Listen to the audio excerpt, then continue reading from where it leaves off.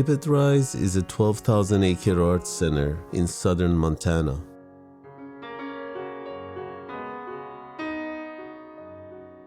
I first discovered it on my computer screen over 2,000 miles away while quarantining during the COVID pandemic.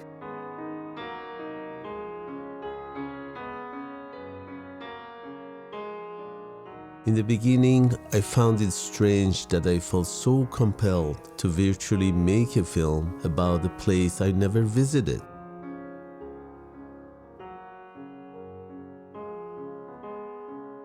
I was immediately inspired to meet the artists behind the sculptures at Tippet Rise and some of the musicians who performed there. Since I wasn't able to visit Tippet Rise in person while making this film, this was my way of traveling during the pandemic through the experience of others. In a time where we lost so much normalcy and have so many limitations in our lives, maybe my reason for making this film was somehow to connect to the beauty and inspiration of Tippet Rise.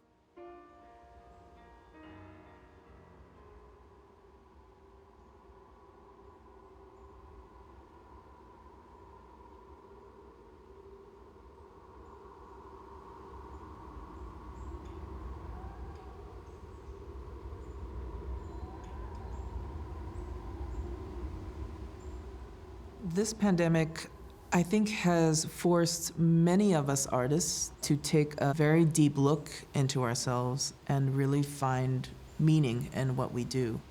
When concert halls were shuttered and cancellations were off the hook everywhere, I think you have no choice but to reflect on your place in society. An incredible experience to think back and really look deeply at why I do what I do. I think my voice ultimately is most powerful through this box of wood that I've spent my lifetime honing and training. Thinking of all the opportunities that we're not able to go through this summer, I thought about the Bach as a solo piece and the prelude, how in a lot of ways it does evoke this incredible landscape that is Tippet Rise in Montana.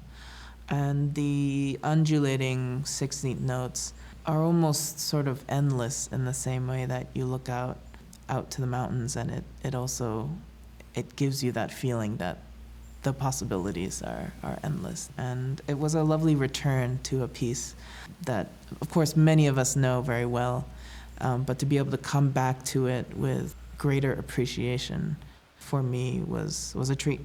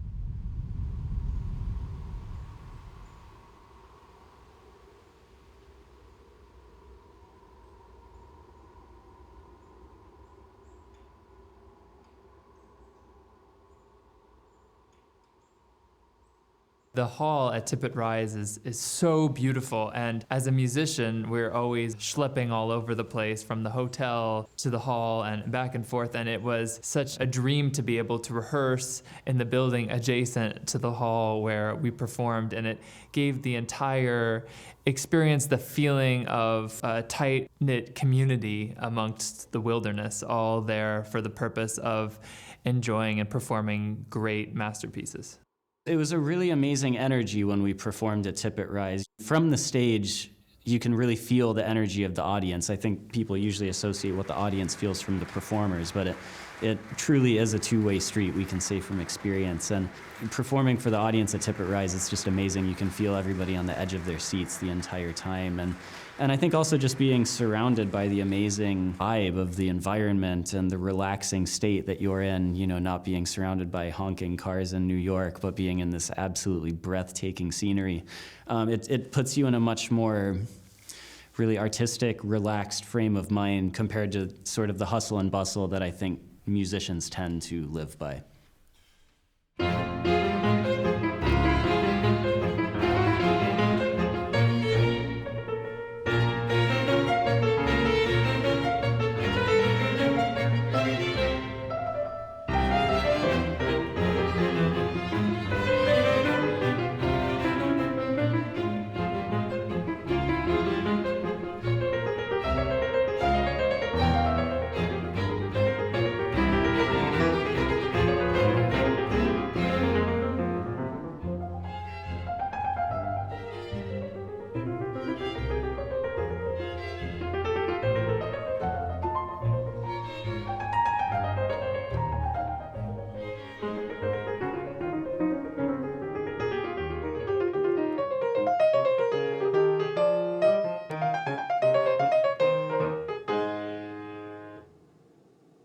This is the Bach F minor harpsichord concerto, played on the piano. The last time I played this piece, I played it at Tippet Rise Art Center. And even now when I'm playing it, it brings back all of these glorious memories of playing Bach in the Olivier Music Barn. And to play Bach in the Olivier Music Barn is illuminating, is inspiring, it's incredible. Right next to the piano is this very large glass window looking out onto this landscape. And as you're playing, as a pianist, I have the luxury of being able to just kind of look out at the landscape while I'm playing and hearing the acoustic, which is really so perfect in the Olivier Music Barn. It makes it an experience that's like no other.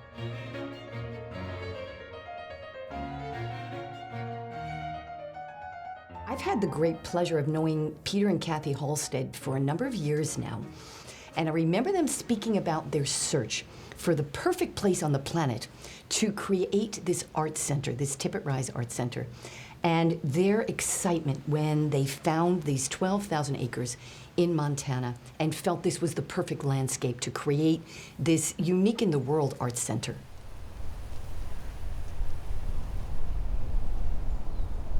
When we first arrived in Montana, we were driving. I'm like, where is this place? This is like really out in the middle of nowhere. We arrived at Tippet Rise quite late into the night, so we had no concept of what we had just driven into. It was so dark, and there aren't any streetlights, of course. We didn't actually get to see the grounds that we were staying on until the next morning, and then I remember waking up to make my cup of coffee. I almost dropped the coffee mug on the floor just to see the incredible mountains and just unbelievable landscape. Visiting Tippet Rise was like, wow. My goodness, it was like a journey back to ancient time. It reminded me my very first Western film. So with this rural, this rustical landscape, very monumental, very old, very ancient, very untouched, by human being. And I was really impressed about the monumentality, about the size, about the emptiness, about the silence.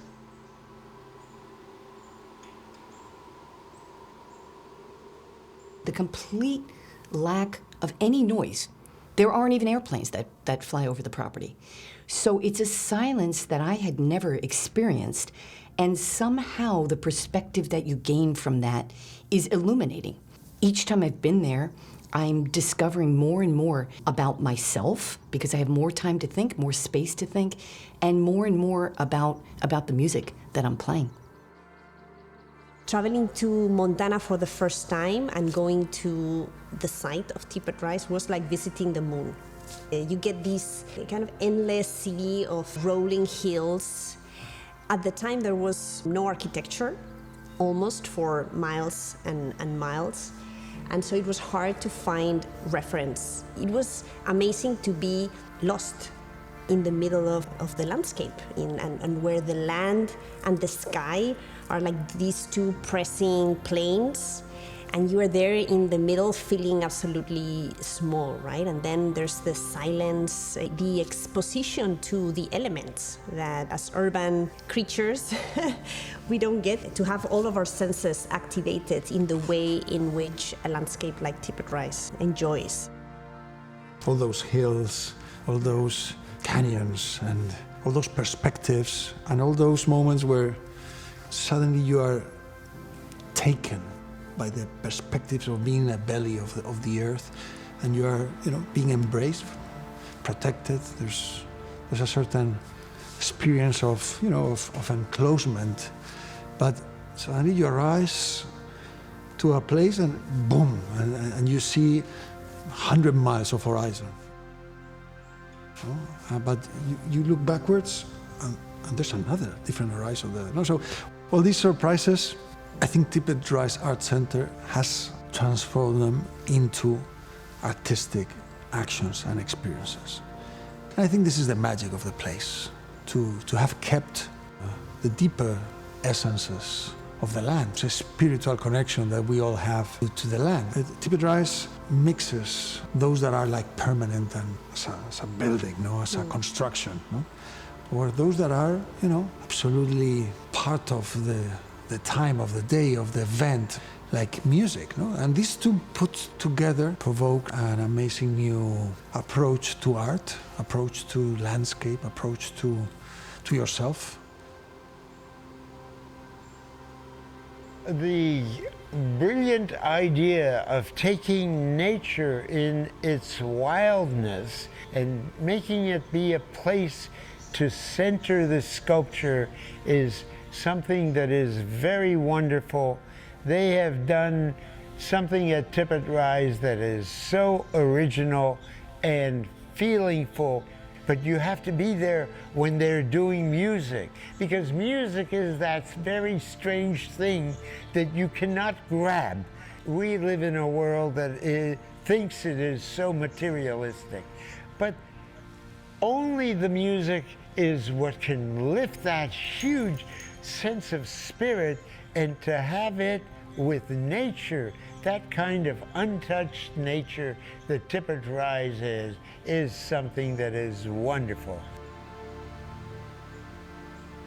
Peter and Kathy invited me up to see Tippet Rise, and this is when Tippet Rise was just land, but it was vast land, and I will never forget the initial response that I had, which to anyone who grew up in an environment where scale is determined by the vertical, in other words, how tall is a building, all of a sudden I was placed in this environment where scale was horizontal. And I had never been in an environment like that. I couldn't imagine how I could ever create a piece of art that would compete with the beauty of the land.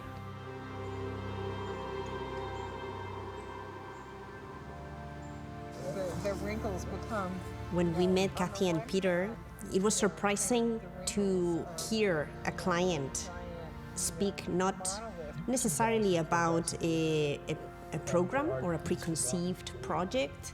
They were mainly talking about the place and the amazing qualities of the place, the beauty of the place. They've been to many places, and they were looking for this place, and they took the care to find it. My wife, Linda, and I, we went to Tippet Rise when they first bought the property. We were the first sculptors that they were going to have come and work there. So We were kind of in on the ground floor. We came back several years in a row. I worried at the beginning that it would be so isolated that no one would actually come there. As it has turned out, people have flocked to Tippet Rise. Everywhere I'm in a different location in Montreal or Portland, Oregon, or Atlanta, Georgia, and they say, I saw that piece out at Tippet Rise. These musicians that go there, they talk, and people brag about being there. So over a couple of years, an enormous number of people have gone there, and they've had huge exposure.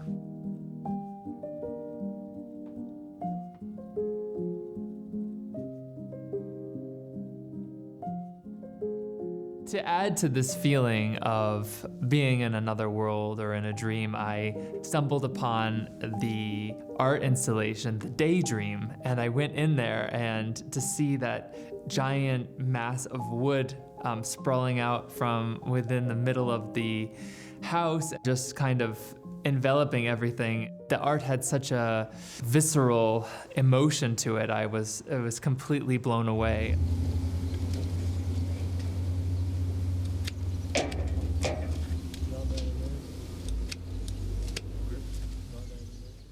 Peter Halstead himself said that, you know, when he was in school, all he could do was look out the window and want to be out in the real world and to forget book learning. So this piece became about using sticks as a reference to the outside world and kind of children's play and being out in the woods and the forest and trying to project a kind of freedom.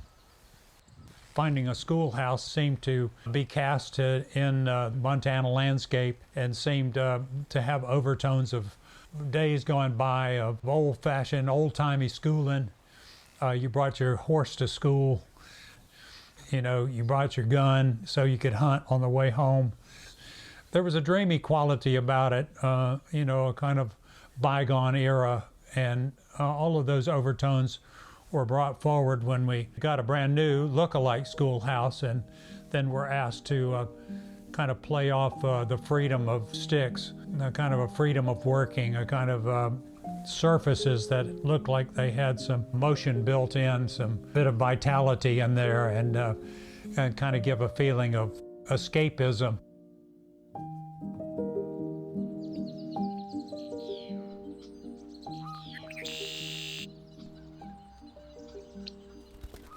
In the creeks and surrounding Tippet Rise, there was a lot of native willows, and so we decided to gather those and use those in the work.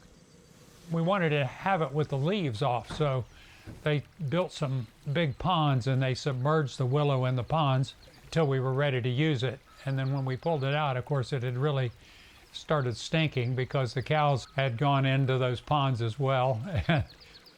We had to get a fire truck up there so that we could use the pressure from a fire truck to wash the sticks off before we could use them. Of course, in this case, with the sticks being submerged for a prolonged period of time, bugs were really not an issue.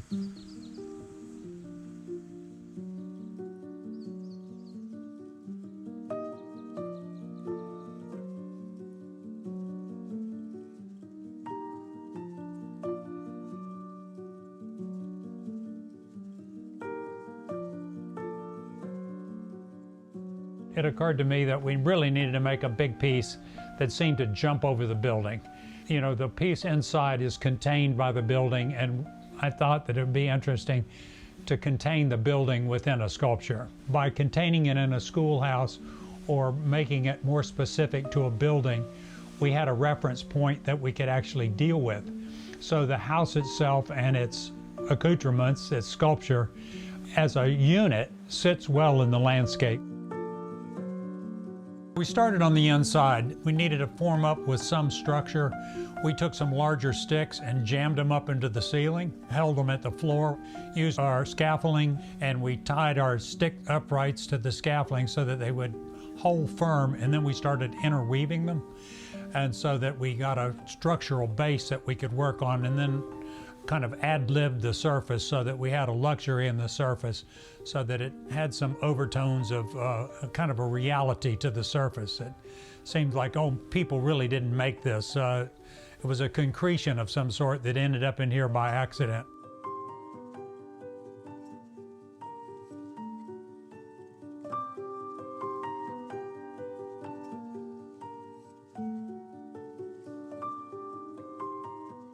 There's a way that music exists, the listening to it exists in a momentary way.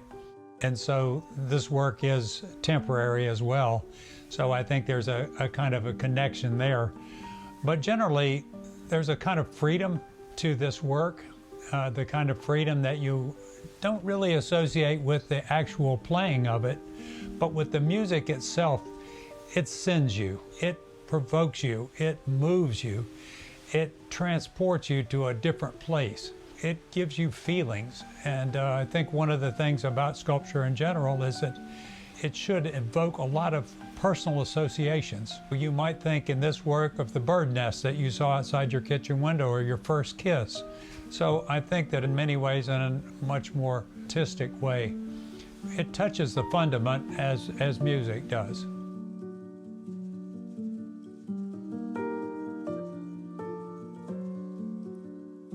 We came back several years in a row, and each time there was a different iteration of the concept, and also the physical buildings and so forth had really progressed.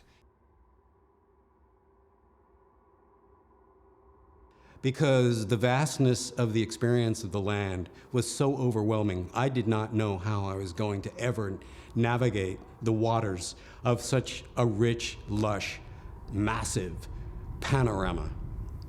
And for me, the easiest connection was through my experience as a child with the space program. And how did I envision the vastness of the land? I remembered the black and white footage of man landing on the moon, of the satellites going around the Earth, of man's attempt to conquer the unknown. And in many ways, that's what the motivation was for me. Not to try to conquer that land, that piece of land called Tippet Rise, but to try to find a way to create this creative dialogue between what I would leave and what the land suggested. So this is the original model for satellite, and it actually came from a larger series of models from the satellite series. And each one of these satellites was named after a different satellite that was put into space by NASA during the late 50s, early 60s to explore outer space.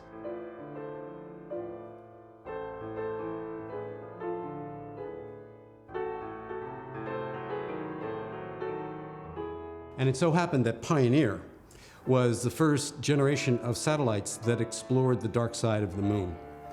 And one of the things that I learned about walking the land at Tippet Rise was that so much of it was undiscovered, and so much of it was not seen to the naked eye. And I wanted to create something that would compel people to move throughout the land and to find the dark side of the crevice, to find the other side of the bowl, to find the other side of the valley.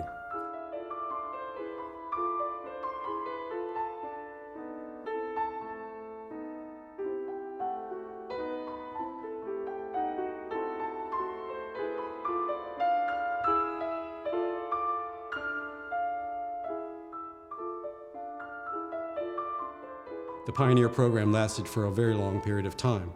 But one of the great successes of it was that it enabled humankind to visit places where they were not allowed to before, if only because the technology didn't exist. It was important for me to create something that had a connection directly to the land that it was to occupy. So if you were to see where it is located, and if you were to see what it is made out of, the material selection is extremely important to how the piece lives in the land.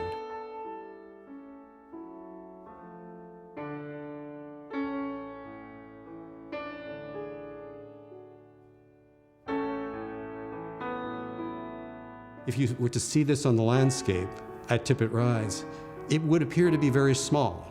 But the reality is that once you got inside the piece, you would see the vastness and the largeness of Tippet Rise.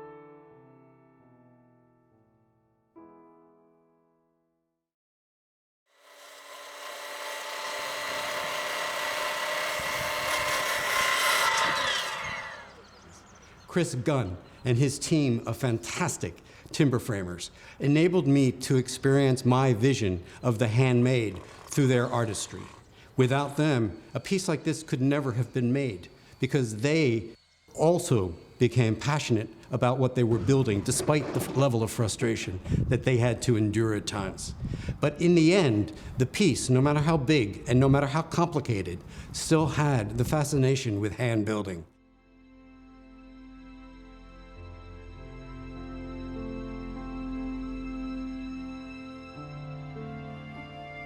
What is interesting in contrast is the freedom and vastness of Tippet Rise versus the experience that I was about to get involved with the advent of COVID and the experience of isolation. At Tippet Rise, I had freedom. I had the ability to walk the grounds. I had the ability to see unlimited vistas.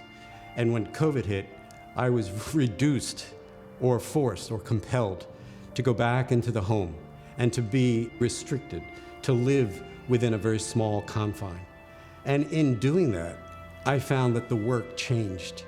What changed was the level of intimacy and the exploration of intimacy that in many ways was harnessing that element of fear and the unknown. Where the unknown at Tippet Rise was a result of its vastness, the unknown of COVID was because of its smallness and because I had no idea as to what to expect the next day.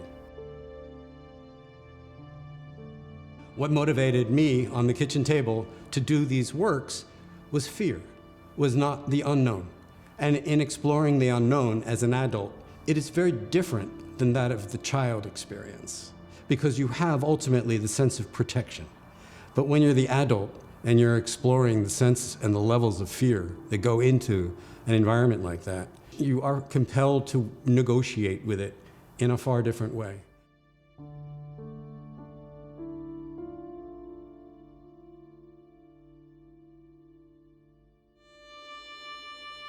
I had 3 months of isolation during this quarantine where I was not able to rehearse with my colleagues, and I found myself drawn to the music of Johann Sebastian Bach, particularly the Grave from the A minor sonata, the Sonata number 2.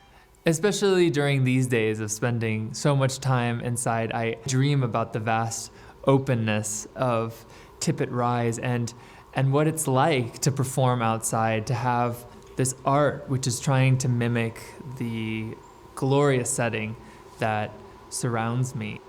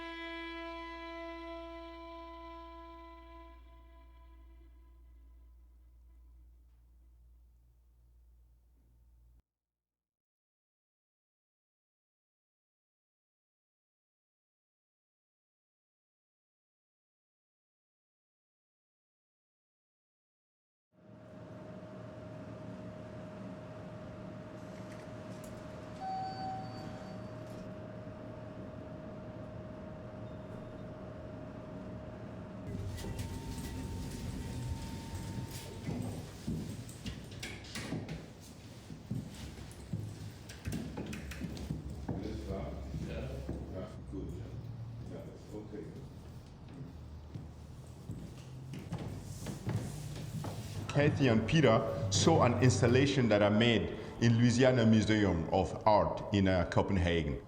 They have been talking about a gathering space, about a space of meeting and encounter for the art center community in Montana. Hello, Hamid. And then I visited the site and they keep talking about their expectation, their hopes. You know, listening to two people that are into art, poetry, music, for an architect is like a nutrition for your brain, and then you start to be free to think, to dream. I was thinking to create a sort of tuguna. Tuguna is the central space in a village in West Africa, especially between Mali and Burkina Faso, in the Dogon land. It is a landmark, but it is a gathering space where the community will sit and discuss the future, where you also gather to rest, to lean back and listen to the elderly talking about the history of the place. The place where you gather to celebrate, a place to come together to meet and to exchange knowledge. I was thinking that was a connection to my home place, to my home country, my home continent, Africa, to use all of these elements and to connect it to Montana. I was very impressed by the dead forest in Montana. During the phase of research, Pete, the manager of Tippet Rise, told me that these wood large logs was used by the Native American to build their houses. Large logs is a sort of pine that is coming from the region. And they said, this is the wood we're going to use. But now we harvest this wood, this destroyed wood, to give a new life. I want people to be inspired by this idea. The project in itself was a big challenge. Real challenge in the middle of nowhere, let's say. How we can just get things, be connected together to create this pavilion.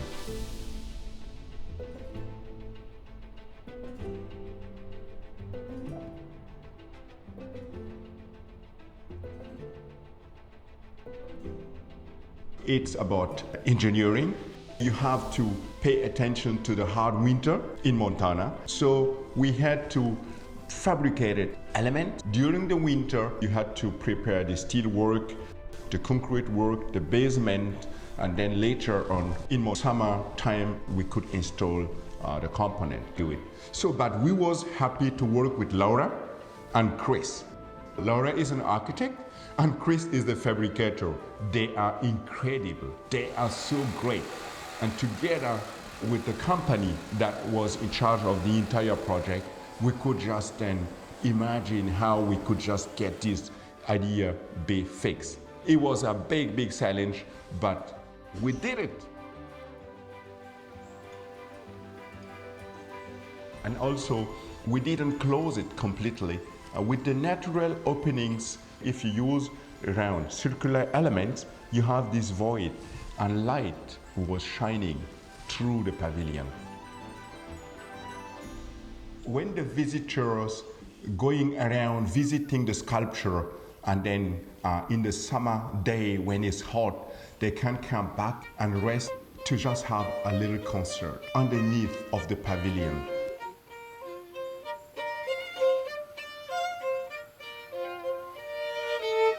But also to give a chance to other people to have a romantic moment, to retire themselves from the community and go and just sit and watch the sun set.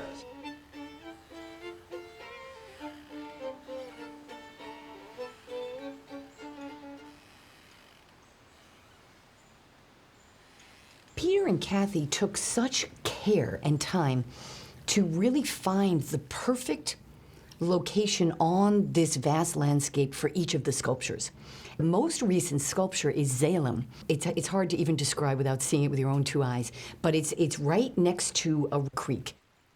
You sit under this inspiring sculpture, hear the running water, you look at all of these layers of wood above you. Time stops, really, in that moment, and you just become so absorbed by this sculpture. One afternoon, the quartet, when we were at Tippet Rise, took a tour of the different sculptures that are on the grounds. And I remember we found the Beethoven Quartet, and because it twirls around in the wind, and I remember just staring at it, and we ended up following the sculpture around for a good 45 minutes. And it was amazing to get to witness the piece of art, but also just the relaxation that the quartet got to have before a performance really made for a special performance that night. Making music by myself is very rewarding, but to make music with others and to miss the quartet as much as I did, I'll never really forget that. And I think for the rest of my life, I'll just really be thankful to get to do what we do, which is perform at places like Tippet Rise. So this adagio from the first sonata by Bach in G minor, so I played it when I was in seclusion at home, is kind of an outpouring of that feeling that I had, just a little lost, lonely, and very pensive, just reflecting the time period that we've experienced in COVID.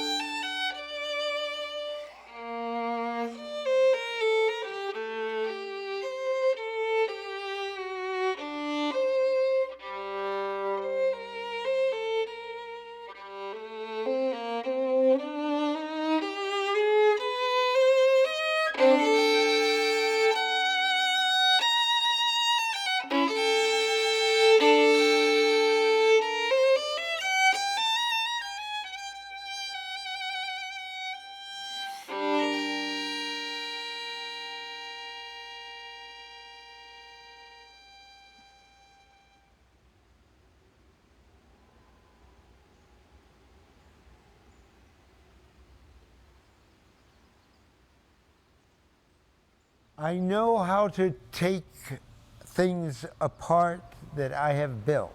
I make them so that they can be disassembled, loaded onto trucks, driven down the highways, which have a doorway that is very, very narrow. It can't be much over 8 feet. It can't be higher than over 10 feet. And that is the doorway of the highway.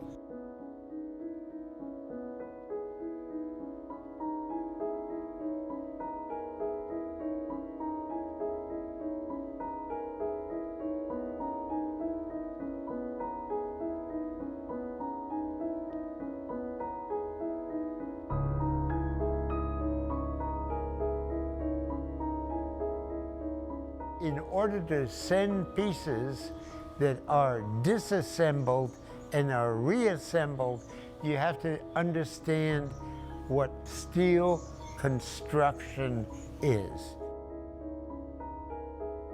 I had been working with lumber, with wood before, and at a certain moment with a broken back, I was faced with the idea that I could not handle the lumber the way that a full-bodied person could, so I went naturally towards steel because we had great people like Gonzalez and David Smith that had already been pioneering in that kind of work, and I was able to, in spite of the fact of the wheelchair and living in a wooden building, I was able to start working in steel.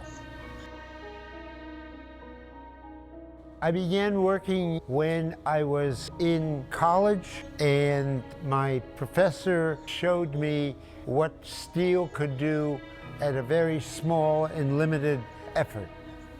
The secret of my work I discovered by a crane operator showed me what a crane could do.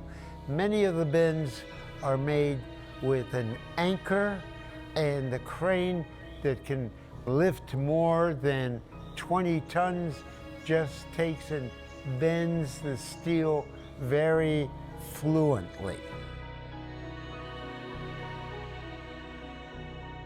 I handle steel with my sculptural assistant, Sean Paul. We work together so that sometimes I am running the crane, sometimes he runs the crane. And what we do is we anchor it to the body of an old crane that weighs more than 20 tons, closer to 50 tons, and we just pull it up and it stretches out. Sometimes it breaks if we don't do it right. For me, one of the most thrilling things about Mark's work is his involvement in it. It's not a plan that he hands over to somebody else to fabricate. Mark's involved in every single cut, weld, grind, where each thing goes, doesn't go. And that really helps create an identity of what he wants.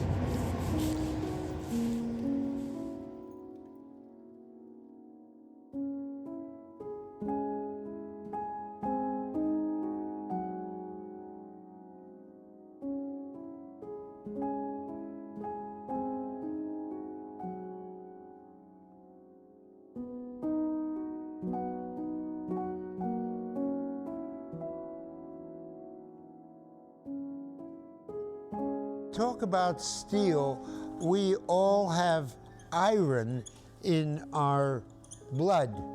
The iron is what carries the oxygen that we need in order to live. I have a very different experience, having gone through a work accident when I was much younger, but I don't think that it changed me. And there is still steel from that accident in a part of my body. We live with it and we ignore it, and it is, for many people, not the normal material of sculpture.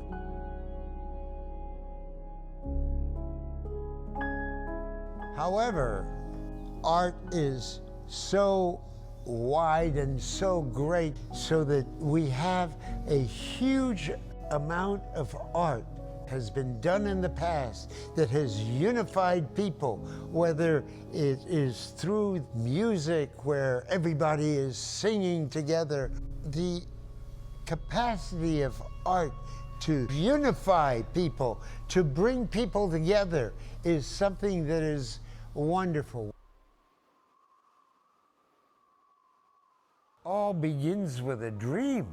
You search for that form, that shape, that concentration between different shapes that can give you the feeling that music does. And what they have done in Tippet Rise is they've done music and the sculpture, and the two of them are together. It is so wonderful.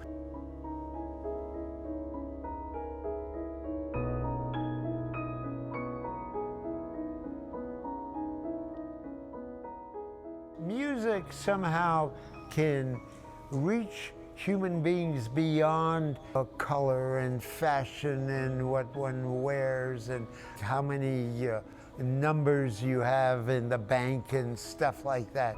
It is so essential to human life that many people dedicate their life to music.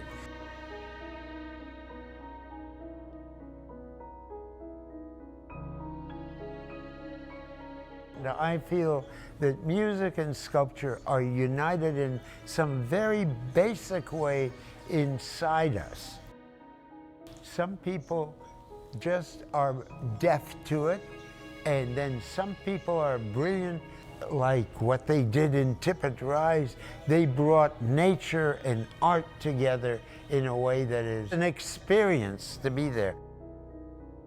There is something in music that is so close to what sculpture is that people, the pieces that they admire, they say it's frozen music.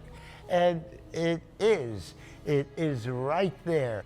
In my sculpture, I want the motion to be something that human beings can get involved with, see the possibility of, and when they get to know the fact that it's made by somebody who is paralyzed from the waist on down because of an accident, when they know that somebody that's that handicapped is able to do a piece of that size and that motion, then I hope that it can inspire them so that they can do also equivalently or in their life something that is as difficult and still achievable.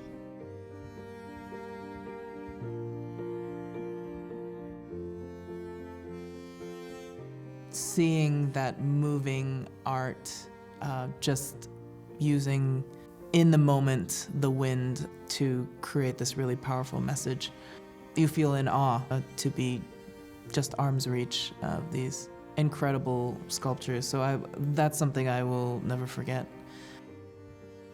And just looking out onto the horizon and seeing the sun set like I've never seen it before is something that I will cherish from that experience.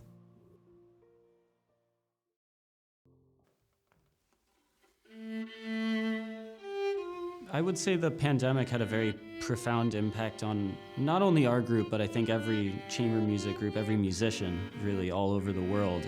It was by far the longest that our string quartet has ever gone without seeing each other, playing with each other. So during this time, we clearly had a lot of time on our own to sort of reflect, both on a personal level, but also on a musical level. And that's part of where these solos that we're performing on this were born from. This particular movement that I chose to perform, the Sarabande from the second Bach suite, very melancholy in nature, very inward. It has moments where it starts to express outward, but I think it's really a long, deep internal reflection of what it actually represents and what it has inside of it. Are you guys good out there? Anytime. All right.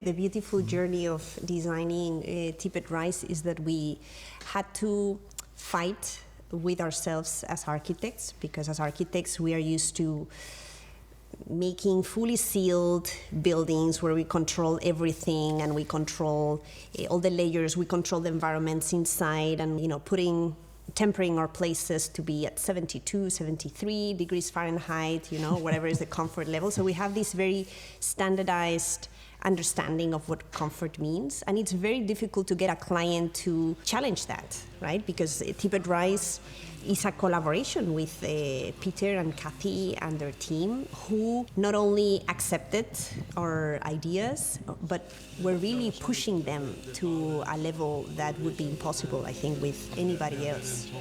Some of these stones, and in the bigger scale, we will have... In order to provide an architecture that would give shelter, yes, provide a room, yes, but it was very hard to erase and do that effort of reducing the architecture to the essentials. And Domo, typologically, it's a dome, The portals are arches. And suddenly, there's a full connection with the history of architecture. Direct. The fact is that when you see the project that we built for Tippet Rise, without experiencing it, you might think that it's a sculpture, you might think that it's part of the landscape, but it's hard to read it as architecture if you don't understand what it feels to be exposed to the brutal sun there and then be sheltered in a much cool atmosphere when you go under Domo. Or attend a concert and see how sound projects through the structure of Domo. Of course, we know how to build a perfect music box. We will give you the exact reverb time in each corner. And actually, Tippet Rise has this in the barn as a studio, to isolate music and make the perfect recording, a perfect audience, and that's something that is used all the time. We wanted to create that counterpart where music is part of something that is mixed. I remember in the inauguration of the sculpture of Marc di Suvero, it was a concert, open-air concert, and while in the middle of the concert was open air, there was an eagle, flying and cutting the perception of those structures as going back and forth, remember? Well, that's part of Tippet Rise. You would say, is that the best way to listen to music? No. The best way to listen to music is in total silence, in the perfect room, in isolation. But what's the perfect way to feel music? That's a different question. You could feel music with some wind, with some visual distractions, and surrounded by a human and environmental experience that is different. So we were interested in this way to feel music. And it was created with a real ear towards the acoustics. There's something fascinating about when you remove the constraints, really, of a typical concert hall, and you're out in nature, under this vast sculpture, that makes the music sound different, and it feels differently to play in that environment. Both solitary, because you don't have that concert hall surrounding you, but also so inspiring because of the beauty and magnificence of the landscape where Domo is located, but the sculpture itself, it's out of this world. I heard some concerts several times when I was there, and I was moved to tears. I mean, the virtuosity of it, but also just the way that they could make the music more than you could ever imagine it being.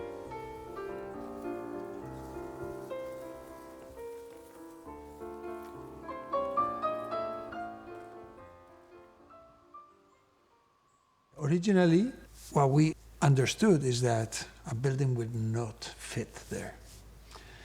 We're architects, we love buildings.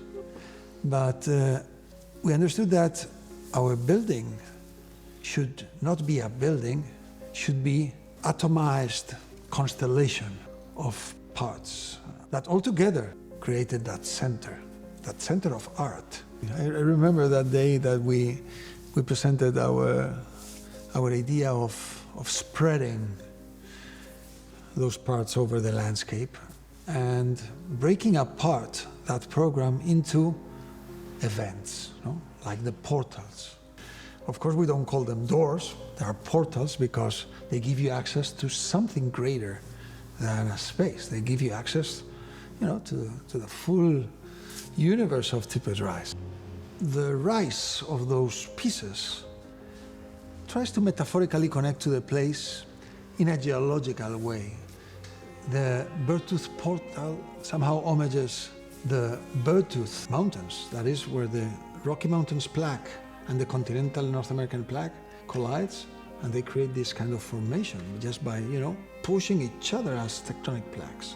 So we wanted to make that symbolic and physical connection with the place. The inversion of that becomes counterposition of it. Spatially, those two stones have a rougher and a smoother side and create a space, but if you do it otherwise, the space is completely different. There's something gravitatorial of these two stones that pretty much want to match each other, but in the other one, they are sliding. They're more unstable. So there's this balance, very architectonic classic, of equilibrium, of materiality, of form, formless in this case, and composition. And Domo was conceived as an early domus, as a home, or dome, kind of an early primary room, the first room, the original room. Right? So we would take the liability of building an unusual idea. And so that also gave us thinking about architecture without a space associated with it, a technology associated with it, a material logic, a structural logic. So, and the model, the prototype, the real work gives us this capacity to bring all these ingredients at the same time. So in a way, this has been an evolution. I mean, now we've been exposed to different experiences in construction, but we also trust a lot the instinct, trust our hands. When you think with your head, with your brain, and you think with your hands at the same time, and you allow more senses to come into the action of creation of design, not only I think, and we've realized it produces much better results than when you're trying to control the variables, but it's also much more fun. The construction method matched the uncertainty of being cast through the earth, and therefore part of the earth, with the ingenuity of being a highly precise engineered construct. We knew exactly every force where it was going, where it was pushing the center of gravity. We used 3D scanning in different models. We did printed versions. We knew exactly where we need to rig to lift without, bending it. So this is architecture. When something is on Earth, it's part of the Earth. But when you are tilting it and suddenly you put it on balance, in equilibrium, that's the birth of architecture. That exact moment, that connection between those two masses. And it was gravity what made us celebrate that birth. Domo is 500 square meters, and moving such a structure would be impossible. In this case, the structure is casted on the ground. We manipulate the ground to create the formwork. We cast the concrete on top of the soil of this form that we have created with the soil, the earth. We let it harden, and we cover it with sand while it hardens, so it becomes almost like a mountain. The project disappears because in Montana, and at the time when we were building in winter, it was pretty cold, and concrete doesn't harden well in cold temperatures. So with the soil, we protected it. And so we then had to wait 28 days, more or less, is what it takes for concrete to achieve full resistance. And so once we knew the structure was solidified, was petrified, we then removed the formwork, the soil that we had piled, to discover the space, right? At that point, everything was a mass. There was no space in it, right? So by removing that loose material that we had piled, suddenly the architecture started to appear, right? It's almost like baking a cake, right? The moment of removing that and seeing what you have produced, what you have cooked, it's a unique moment, no? You can control that process, that recipe, but you are seeing for the first time the final result.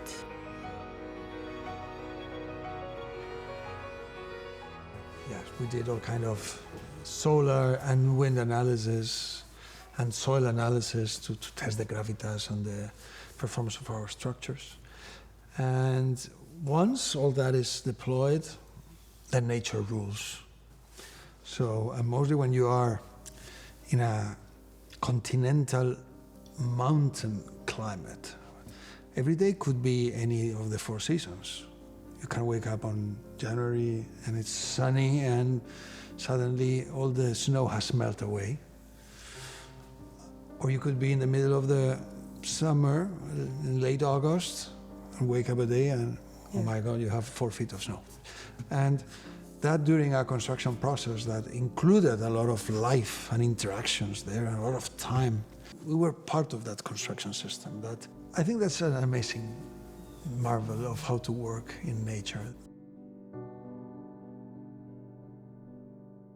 Yeah, and the relation of the parts. So it was very important to create this constellation where each part of it would have a very intimate relation to the place and would be in balance with others. So there needed to be, in order to provide this more holistic experience of the site, and also to provide a guide map that would help this navigation of the site for visitors that didn't exist. And also it's very important that each of the pieces, they have different readings in different distances, and all those participate in the rest. It's not about talking about individual artists. It's acknowledging the fact that there is no stylization, there is no ism that exists at Tippet Rise. It is a collection of individual voices that create this wonderful choir. Every one of the sculptures has that same feeling where it's in the perfect place, where it's joining nature, it's collaborating with nature. It is not imposing itself on nature. Just as a musician, if I impose myself on the music, it does not work. Then it becomes about me. doesn't become about the music. And I feel like that's what they've done at Tippet Rise is this is not about them. This is not about any particular sculpture. It's about everything working in concert with everything else on this magnificent landscape.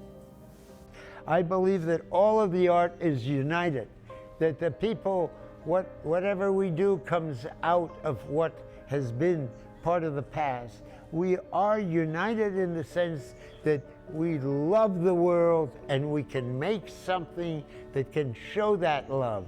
That is and I think that this is what you get in Tippet Rise now. You can go through this magnificent landscape and at the same time see sculptures that say yes to it.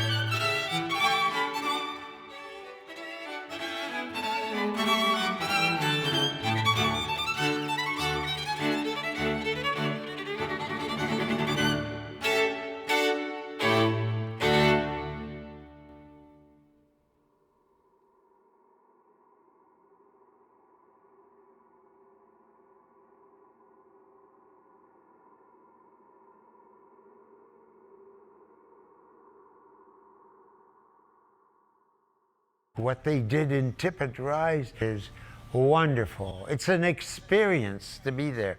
You've seen it. Well, only virtually. No, I haven't been able to visit because of the pandemic. I wish I could.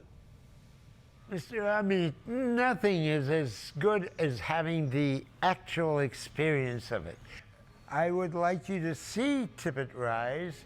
I would like you to feel the sculptures, but you have to be there when they're doing music. I know, I plan to.